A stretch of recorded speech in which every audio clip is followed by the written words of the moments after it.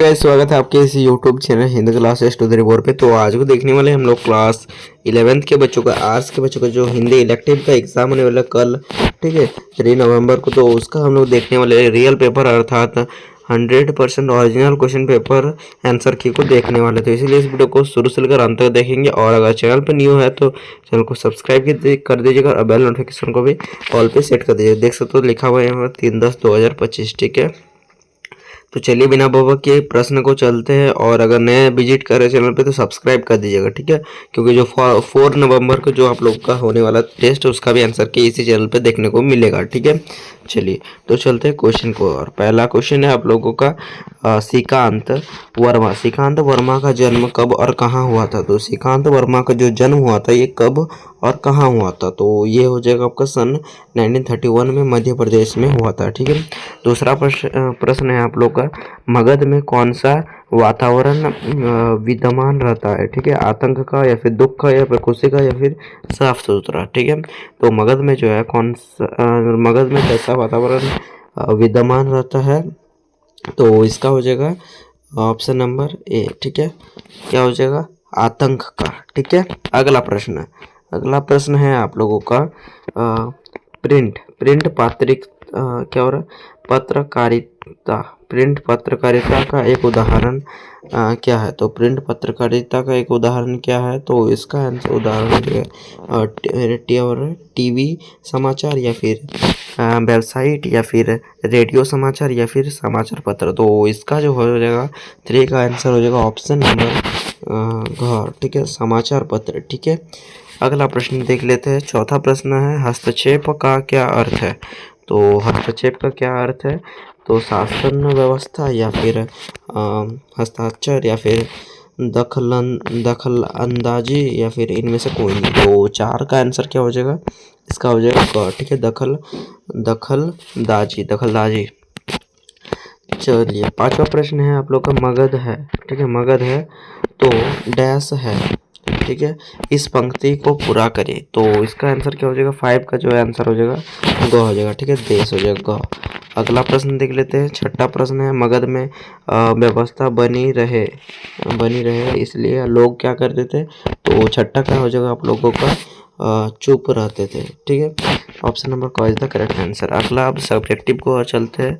Subjective देख सकते हो लघु उत्तरीय प्रश्न में पहला प्रश्न है हस्तक्षेप कविता में मगध शब्द का क्या अर्थ है। इसका आंसर देखेंगे।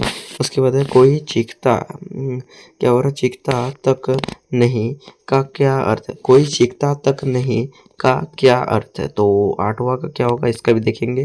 और 9 नंबर क्वेश्चन है, सरकारी पत्र किस श्रेणी के पत्तों में आते हैं। तो ये भी देखेंगे। और 10वां नंबर है आप लोग का, श्रीकांत वर्मा का निधन कब हुआ। तो ये भी देखेंगे, ठीक है। और जो आप लोग का 2 दीर्घ उत्तरीय प्रश्न है तो उसको भी आंसर देख लेंगे, ठीक है। देखिए तो पहला प्रश्न है आप लोगों का, मुर्दे का हस्तक्षेप क्या प्रश्न खड़ा करता है। क्या बोला, मुर्दे का हस्तक्षेप क्या प्रश्न खड़ा करता है, ठीक है। प्रश्न का सार्थकता को कविता के संदर्भ में स्पष्ट कीजिए। क्या बोला, मुर्दे का हस्तक्षेप क्या प्रश्न खड़ा करता है, ठीक है। प्रश्न के साथ सार्थकता को कविता के जो है संदर्भ में स्पष्ट कीजिए, ठीक है। चलिए और 12 नंबर क्वेश्चन है, श्रीकांत वर्मा को किन किन पुरस्कारों से सम्मानित किया गया। श्रीकांत वर्मा को किन किन पुरस्कारों से सम्मानित किया गया।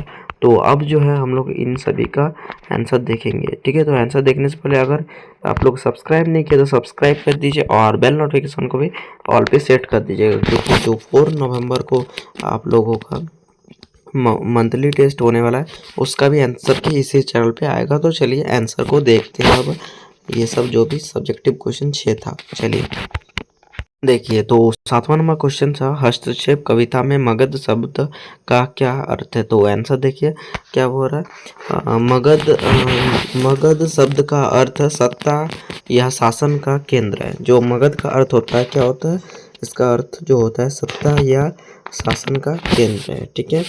चलिए अगला देख सकते हैं। 8वां नंबर प्रश्न है, कोई खींचता तक नहीं का अर्थ का क्या अर्थ है? कोई खिंचता तक नहीं का क्या अर्थ है? तो इसका आंसर क्या हो जाएगा? इसका अर्थ कि लोगों में डर इतना अधिक है कि वे अन्याय के खिलाफ आवाज़ उठाने से डरते हैं।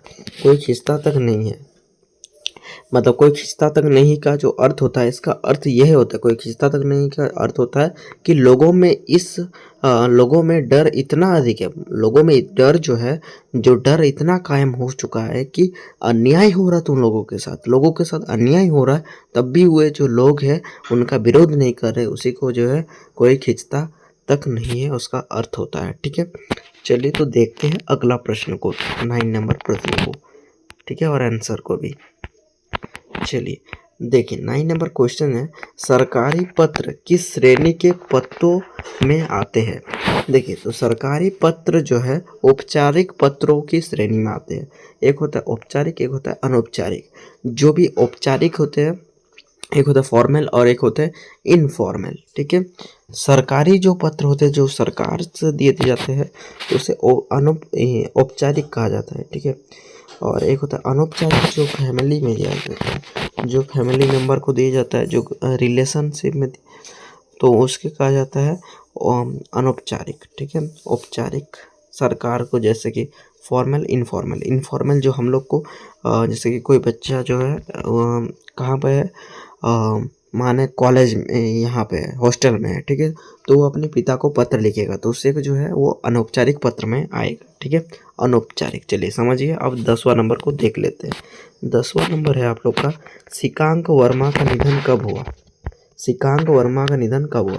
तो श्रीकांत वर्मा का जो निधन हुआ था तो 26 मई 1986 को हुआ था। तो श्रीकांत वर्मा का निधन कब हुआ था? 26 मई 1986। 11 नंबर क्वेश्चन है आप लोग का, मुर्दे का हस्तक्षेप क्या प्रश्न खड़ा करता है? तो देखिए, तो आंसर इस प्रकार लिखेंगे, मुर्दे का हस्तक्षेप यह प्रश्न खड़ा करता है कि क्या समाज में इतनी क्या हो रहा, अमानवीयता और संवेदनहीनता आ गई है, जो है क्या हो रहा है, इतना अमानवीयता और संदेहहीनता आ गई है कि लोग अन्याय के खिलाफ विरोध करने के बजाय चुपचाप केवल सब कुछ स्वीकार कर लेते हैं। ठीक है, कविता के संदर्भ में यह प्रश्न लोगों की उदासीनता और भय पर प्रश्न खड़ा उठाता है। ठीक है, जो उन्हें अन्याय के खिलाफ आवाज़ उठाने से रोकता है। ठीक है, चलिए अगला देख लेते हैं आप लोगों का 12 नंबर प्रश्न, लास्ट क्वेश्चन। क्या बोल रहा है, श्रीकांत वर्मा को किन किन पुरस्कारों से सम्मानित किया गया? देखिए, तो श्रीकांत वर्मा को उनकी साहित्यिक उपाधियों के लिए कई पुरस्कार से सम्मानित किया गया था। इनमें से प्रमुख है, क्या प्रमुख है, एक होता है मध्य प्रदेश सरकार का तुलसी सम्मान। ठीक है, और एक है साहित्य अकादमी पुरस्कार। ठीक है, ये जो 2 पुरस्कार मिला था। चलिए, तो आज के लिए इतना ही, फिर मिलता है नेक्स्ट वीडियो में। पहले बाय, जय हिंद, जय भारत। चलिए बाय।